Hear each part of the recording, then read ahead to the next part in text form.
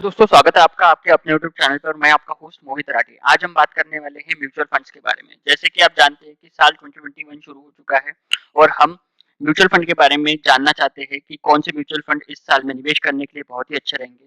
तो हम इस वीडियो में small cap, multi cap, large cap, ELSS इन कैटेगरीज में से जो बेस्ट म्यूचुअल फंड है जिनके अंदर हम साल 2021 में निवेश कर सकते हैं और अच्छा खासा प्रॉफिट कमा सकते हैं, उन फंड के बारे में बात करेंगे और जानने की कोशिश करेंगे कि ये फंड किस लिहाज से अच्छे हैं और हमें हमारे म्यूचुअल फंड के पोर्टफोलियो में इस साल में क्या बदलाव करने चाहिए। तो शुरू करते हैं। पहला फंड है लार्ज कैप कैटेगरी से। हमने इस साल लार्ज कैप कैटेगरी में इंडेक्स फंड को सिलेक्ट किया है। जैसे कि आप जानते हैं कि सेबी ने नए नियम दिए हैं, उसके अनुसार कोई भी म्यूचुअल फंड कंपनी पहले 1 to 100 कंपनीज मार्केट कैपिटलाइजेशन के हिसाब से उन्हीं कंपनी में निवेश कर सकते हैं। और अगर आप इंडेक्स फंड के बारे में देखेंगे तो इंडेक्स फंड में भी 50 लार्ज कैप जो कंपनीज है उनके अंदर निवेश किया जाता है। और हमने देखा है पिछले सालों में भी कि इंडेक्स फंड को बीट करना 90% फंड्स के लिए बहुत ही डिफिकल्ट होता है या वो बेयरली ही उसको बीट कर पाते हैं।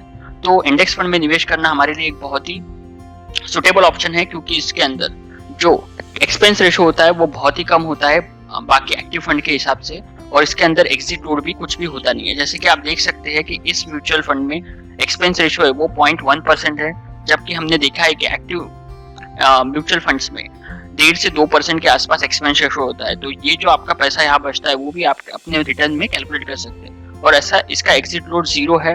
आप इस फंड में निवेश करके तीसरे या चौथे दिन आराम से निकल सकते हो विदाउट एनी एग्जिट लोड। हमें बाकी एक्टिव म्यूचुअल फंड में 1 से 2% के बीच में आपको रिडेम्पशन फी देनी पड़ती है अगर आपको इमीडिएटली अगर निकलना है। जैसे कि हम देखेंगे कि इस इंडेक्स फंड इसके स्टॉक फोलियो में जो भी हमारे निफ्टी 50 के सारे ही 50 स्टॉक्स है वो इसके इंडेक्स फंड में स्टॉक्स होल्डिंग्स है, और इसका जो मार्केट एलोकेशन है वो 99%, कल बोल सकते हैं 100% ये लार्ज कैप कंपनीज के अंदर ही है। और जो हमारे निफ्टी का सेक्टर एलोकेशन है वही इस इंडेक्स फंड का भी सेक्टर एलोकेशन होगा। तो लार्ज कैप कैटेगरी में जो बेस्ट म्यूचुअल फंड है उसके लिए हमने UTI निफ्टी 50 इंडेक्स फंड को सेलेक्ट किया है। आप इसके अंदर निवेश कर सकते हैं अगर आपको लार्ज कैप फंड में निवेश करना है। तो हमारी जो नेक्स्ट कैटेगरी है म्यूचुअल फंड की वो है टैक्स सेविंग म्यूचुअल फंड। तो Mirae Asset tax saving mutual fund, इस म्यूचुअल फंड को हमने इस साल tax saving mutual fund ELSS में निवेश करने के लिए सिलेक्ट किया है। आप देख सकते हैं कि इस फंड का जो एक्सपेंस रेशियो है वो बाकी active tax saving mutual fund से बहुत ही कम है। 0.33 का सिर्फ इसका एक्सपेंस रेशियो है, और इसका जो एग्जिट लोड है वो भी 0 है। जैसे कि आप जानते हैं कि टैक्स सेविंग म्यूचुअल फंड में 3 साल ये इसका लॉकिंग पीरियड होता है। तो जो भी आप अमाउंट इस फंड में निवेश करेंगे वो आपको 3 साल के बाद ही आप इसके अंदर निकाल सकते हैं। और आप देख सकते हैं कि इसको सिर्फ नियर अबाउट 4 साल लगे हैं आपका पैसा डबल करने के लिए, अगर हम पिछले 4 साल के परफॉर्मेंस की बात करें तो।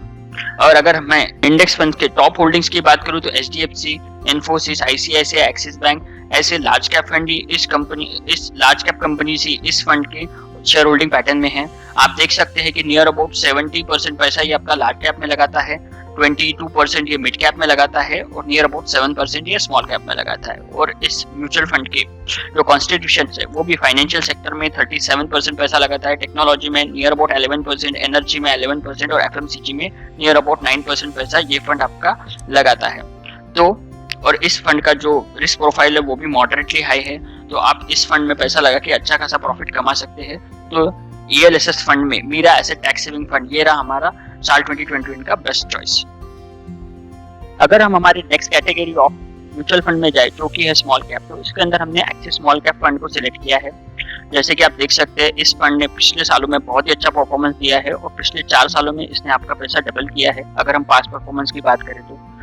इस फंड ने बहुत ही कंसिस्टेंटली बहुत ही अच्छे रिटर्न अपने निवेशकों को दिला के दिए हैं, और इसका एक्सपेंस रेशियो भी बहुत ही कम है, 0.3% ही स्मॉल कैप इस एक्सिस स्मॉल कैप फंड का एक्सपेंस रेशियो, जो कि एक बहुत ही बड़ी वजह है इस फंड को सिलेक्ट करने के लिए। इस फंड के लिए आपको 1% का एग्जिट लोड देना पड़ेगा। तो अगर आप इस फंड में निवेश करते हैं और 12 मंथ या 1 साल से पहले आप इस फंड से अपना निवेश को निकालना चाहते हैं तो आपको 1% का एग्जिट लोड देना पड़ेगा।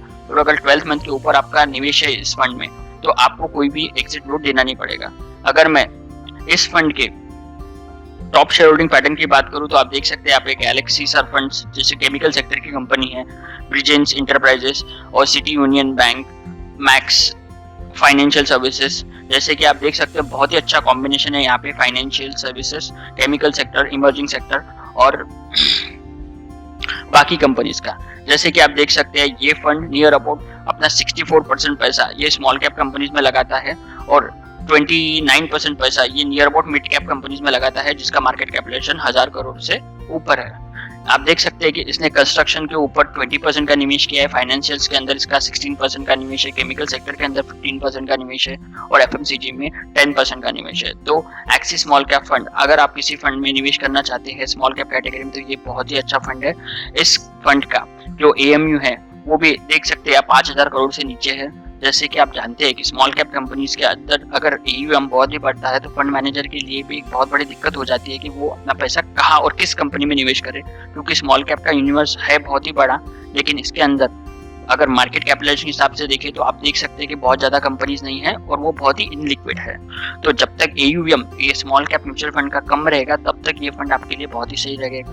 तो आप इसके एयूएम कर भी अपनी नजर रखिएगा। अगर इसका एयूएम 5000 करोड़ से ऊपर जाता है जैसे कि आप यहाँ पे देख सकते हैं, तो आप इस फंड से अपना रिव्यू लीजिएगा इस फंड के बारे में, क्योंकि अभी जब हम इस फंड का रिव्यू कर रहे हैं तब ये हमारे सारी कैटेगरी में फिट बैठता है। तो स्मॉल कैप कैटेगरी से axis small cap mutual fund ये रहा हमारा बेस्ट चॉइस साल 2021।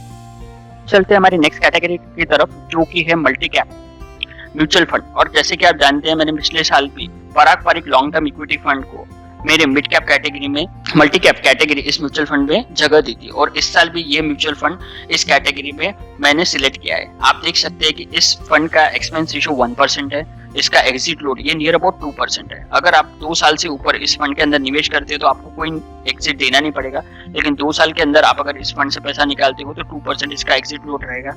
इसका एयूएम भी बहुत ही अच्छा है, नियर अबाउट 5500 करोड़ रुपए का है और इसने पिछले 4 साल में आपका पैसा डबल करके दिया है।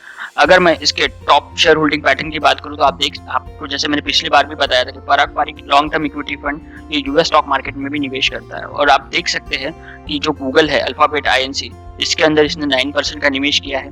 ITC के अंदर इसका नियर अबाउट 8% का निवेश है जो कि इंडियन कंपनी है। Amazon जो कि यूएस की कंपनी है, नैस्डैक में लिस्टेड है, उसमें इसका 6.5% का निवेश है और पर्सिस्टेंट के अंदर 6% का निवेश है।